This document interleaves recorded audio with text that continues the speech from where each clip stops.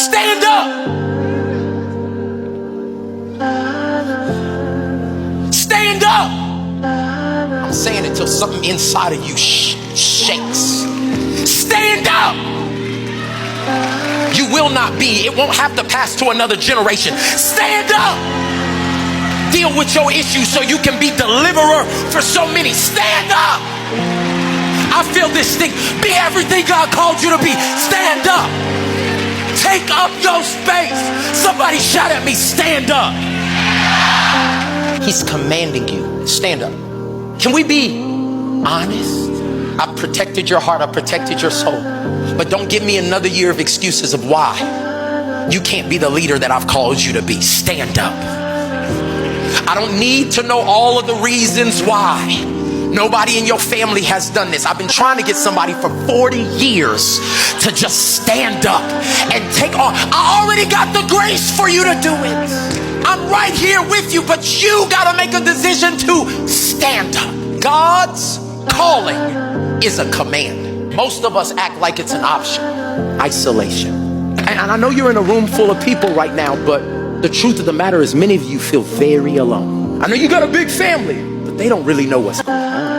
I know that you have 2,964 Facebook friends, but none of them would actually be there for you if you lost everything. My burden is the people of God, more than ever in history, I believe, are becoming intentional with their isolation, and it's robbing them of their kingdom power. Pastor Mike, why are you saying this to me? Because when you are isolated, it robs you of identity. But it's because we've been isolated, and because we've been isolated, we've lost identity. And then when God tells us to do something, we become, watch this, insecure.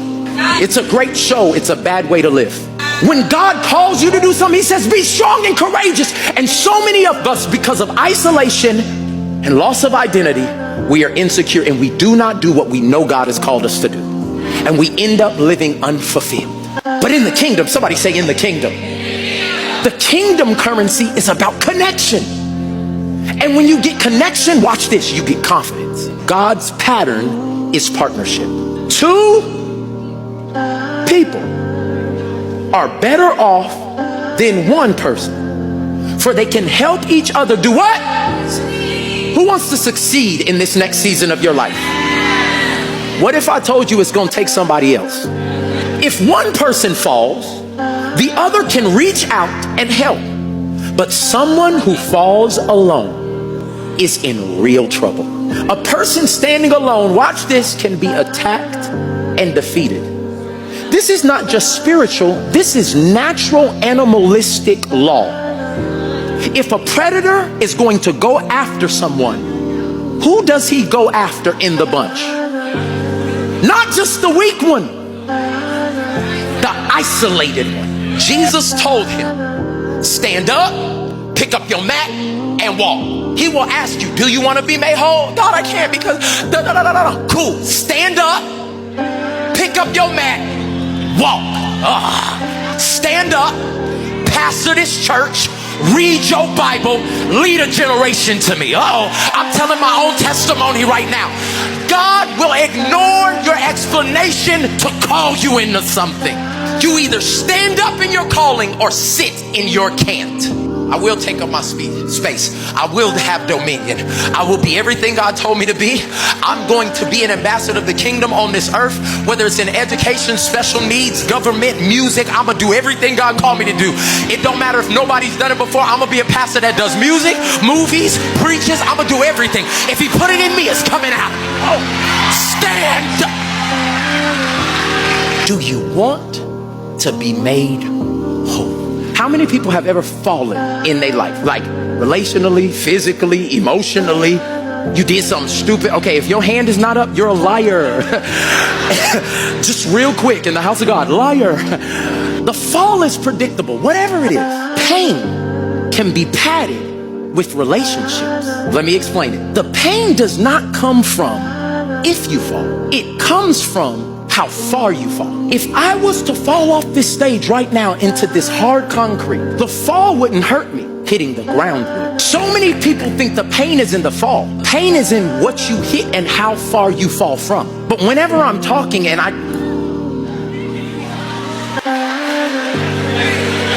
just need everybody's laughing, but do y'all realize I still fail? I just didn't hit.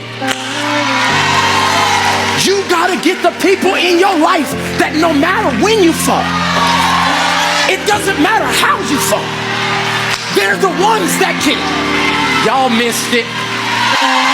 Y'all been walking around with these weak people, and God said you better find somebody.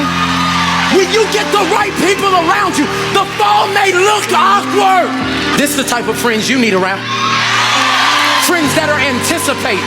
He should not be dating her. He can't move to that city. Friends for the fall. Not if you fall, when you get the diagnosis. Nobody planned for it. When the miscarriage happened, when the building closes. The reason why I'm still standing here is because I took a fall, but I had the right partner. There's power. Write it down in a point. How far you fall is directly connected to your friends. Now sit down. Is it that easy to make you fall off of what God told you to do? Oh, is it that easy? Oh, is it that easy? If somebody just tells you, I said stand. That's all it takes is one person to say, I don't like your idea. Nobody's ever done that before. You can't lead a multi-ethnic church in Tulsa, Oklahoma. That's the... Shout at me one more time. Stand up. I really feel like God asked this man that question, do you want to be made whole? Because he knew what was next. Anytime God comes to you and say, hey, do you actually want to walk in freedom? Do you want to be everything I've called you to be? It's not because he's trying to play you. He's trying to prepare you. He knew what was next for this man. I want you to imagine Jesus strolling up. There were other damaged people there. This was a pool with only damaged people at it. And then Pharisees and Sadducees hated it because they didn't want people healed on the wrong day. That's a whole nother situation. Be careful, because some of y'all's healing is going to offend people because it didn't happen how they thought it should. Some people don't like me, not because I did anything wrong. It's just they don't think I should qualify. But it's a bunch of damaged people. And God comes up to this man and says, do you want to be made whole? Because he came in there with healing, restoration, and resurrection on his mind. When Jesus shows up, he's never showing up to assess the situation and walk away. He's always coming to transform the situation. The only reason he doesn't is if you don't want him to. My question to you is not just do you want to be made whole? Another question. Do you want what's next? I need you to answer that question for real. Because for many of you, that question means your life don't get to stay the same. Because some of us was like, do you want to be made whole? Yes. And then God says, do you want what's next? Tell me what's next. I want to be made whole, but depending on what you're planning for next and what I'm planning for, the healing, the deliverance, I'll take that. But after you heal me, then I'm in control. After you bless me with the finances or the ability to produce wealth, now I control the money. After you raise me out of that situation, now I'll be Lord of my life. And God's saying to you, he's like, no. That's why he tells the man, he's like, you got to pick up that mat after I heal you. I'm not going back to that. No. It's the proof that I did this. If you walk around like you always been walking, it's been 38 years, boy, since you've walked. And people who just meet you will think you've walked all 38 years. People think you've always been a good business person. They don't know you went bankrupt twice. People see you in this marriage and always think that you was a purity, but you was a playboy. People always have thought you were a woman of worship. You was a hoe. Now you're judging people. Look at her skirt. Stop it. What God says to many of us without telling us what it is. Do you want what's next? And this is where you have to trust the character of our God. Most people want the healing, but don't want what's next. And this man, do you want to be made whole? Our answer today collectively is yes. And then there's a next. And And today would be very easy for me to just shout at you about getting up and walking and taking your mat and having the miracle. But there's a bunch of people listening to this message that are between yes and next. Do y'all see how different our relationship is in close proximity as opposed to them in the bleachers watching my life? Facebook friends, Instagram friends, I saw you on those people are in the bleachers of your life. And that's why they can watch you fall and comment on it. But they can't help you in it. If I fail without them, would not take away the pain and would not take away the consequences. How many people want to reach their destiny? The thing that God said, before I put you in your mother's womb, I knew you. I called you. I don't just want to work a job or a career. I want to reach my destiny. That well done is attached to doing what God called me to do. Somebody shout at me, destiny. The scripture is telling us that you're going to be on this road of destiny in your life. And there's destiny, then there's disaster. And all of us think we're going towards destiny. But a lot of times, cares of life get us discouraged. And with one decision, we turn away from what we know is right, what we know we worked hard for, what we prayed for. And with one, everybody say decision, because the greatest thing God gave you was choice. People were like, no, it was his blood. You still got to choose it. He's not forcing you to love him, because it's not love if you can't decide. So what he does is he gives you a choice. I've set before you life and destiny and disaster. And I'm going to give you the answer to the test. Choose life. But if we're honest, y'all, many of us have been like, forget this. This is too hard. Ain't nobody in my family ever reached into this. This addiction can't take me to destiny. So we turn around and we head in systematic steps towards disaster. And disaster is trash.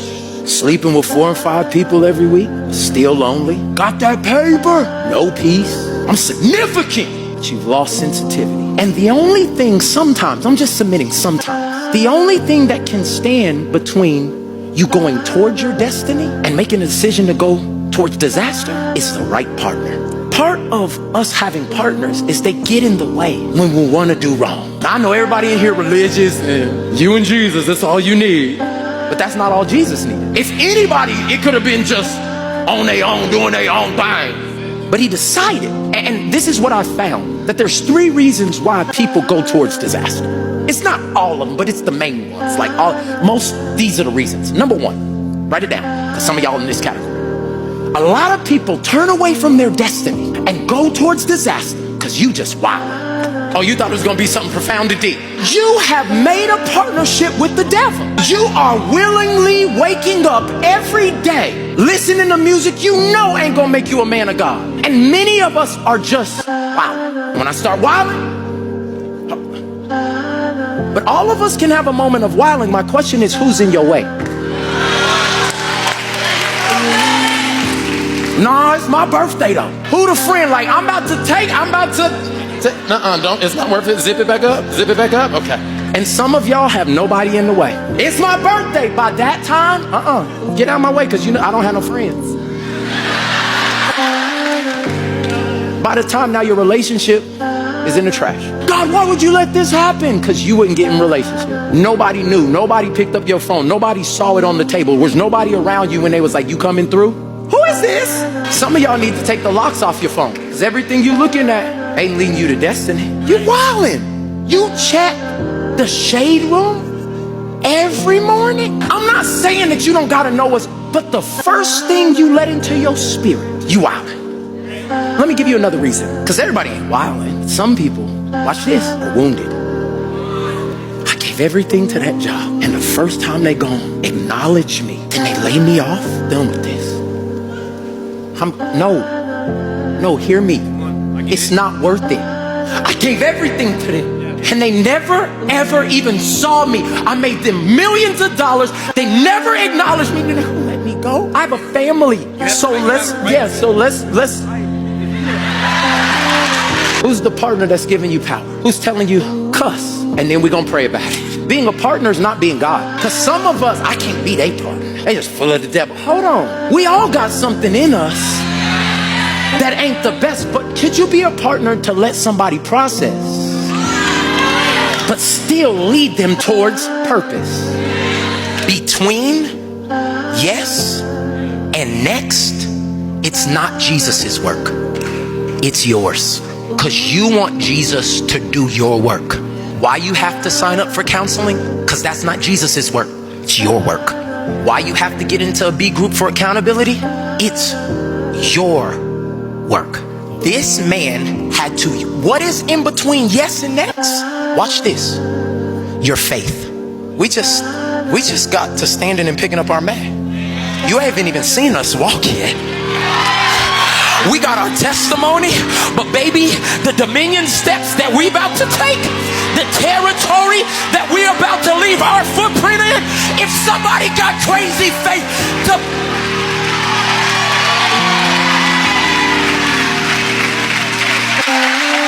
stand up, pick up your mat, and what? I got dominion. I got dominion. I got dominion. Everywhere your feet will trod. What's between the yes, I want to be made whole, and the next of the miracle? It's crazy faith. Faith begins where understanding ends. Well, Pastor Mike, how? I was talking to my friend and trainer, and God's been speaking to him, and he said, bro, I keep getting stuck on the how. I know God says some stuff, but I keep getting stuck on the how. I said, God never asked you to come up with the how. He's already got the how. Do you have faith to obey what he says to do? Temptation comes from our own desires. Oh, they tempted me. No, you tempting you. Why? Because I'm tempted by my own desire. You've already decided that that's something that's in you that you desire. So I need you to hear me. Temptation comes from our own desires, which, watch the progression, entice us and drag us away from what? Purpose. These desires have a baby and give birth to sinful actions. And when sin is allowed to grow, it gives birth to death. Don't be misled, my dear brothers and sisters. You do this alone? You got any desire in you that's not like God?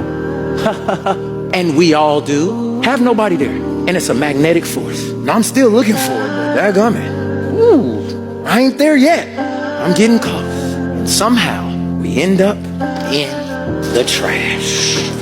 So my relationships look, and we never ask why they got to trash, but we join people there. God's saying, I need you to get the right people in your life. Let me just level with you. When I look in the scriptures at Jesus's pattern, remember what I said at the beginning. In the kingdom, this is a kingdom principle that God brings together partners.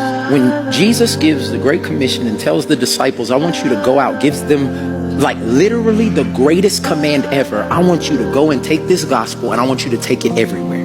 I want you to go in and heal the sick and deliver people and represent my name. And when you do that, people are going to be transformed everywhere.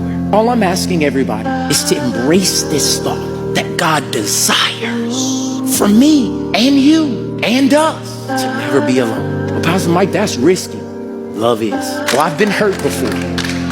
There's nobody in the world that hasn't. But it's better to have lived and actually loved than not loved at all. I'm asking everybody who feels like relationally, a lot of your relationships, romantic, business, even in your social life, it's in the trash. I'm asking you just to ask God for the desire to try again. Oh, this first Sunday, I don't want, Lord, give me the relationship. Just ask him for the desire. I've been burned before. God, would you please just give me the desire to do it the kingdom way?